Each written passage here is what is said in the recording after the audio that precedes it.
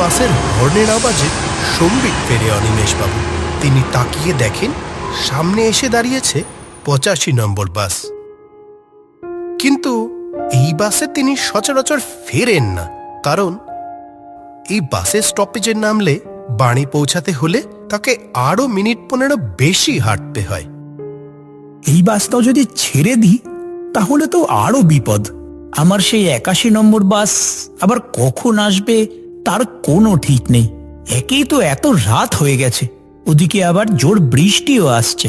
না, বাস থেকে নেমে না হয় মিনিট 15 হেঁটেই বাড়ি পৌঁছাবো। এই ভেবে তাড়াতাড়ি বাসে উঠে পড়েন অনিমেষবাবু।